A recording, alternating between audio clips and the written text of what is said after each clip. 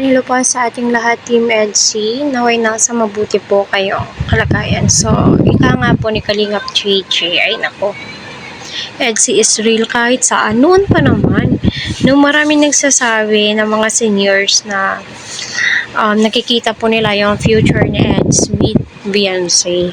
Sa mga supporters and also community nga po ni EDC, mismo ang nagsasabi sa dalawang nakatandem ni EDC na ka-love team, ay hindi nga daw po ito naging successful. So, dito nga daw po kay Beyonce ay nakikita nila ay soon, di ba? Kasi kita naman po natin yung effort lang dalawa na yung adjustment nila, yung pag-a-adjust po nila, tinitimpla baga ni EDC, So, para sa akin, kung EDC is real naman po, ay nako, ang dami sigurong supporters, viewers, ang magbubunyi.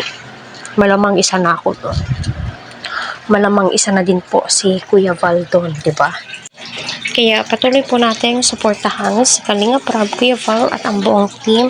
Huwag po natin skip ang kanilang ads para sa ganun ay marami pa pong kababayan po natin ang kanilang malingap and syempre ang kanilang matulungan. Kasi sa dami ba naman ang naghihirap po ngayon, at thankful na po ang Team EDC, dahil nga andyan si Kuya Val na grabe yung suporta po nila, inaabangan ho lagi nila ang mga uploaded video. Syempre si Kuya Val, updated yan sa mga nangyayari. Isa din po yan sa sumusuporta sa EDC. Sa uploaded nga po ni Kalingap JJ ay naku, grabe. To the bone nga po sila, kasi ikaw ba naman, yun yung gagawin ni EDC. Grabe, masasabi mo talaga. Eto na, timing na lamang po yung hinihintay po nating lahat. Yung perfect timing na ika nga po nila, sana bukas, makalawang araw, yun na, maisipan po nila na ito na yung perfect time para sa kanilang dalawa.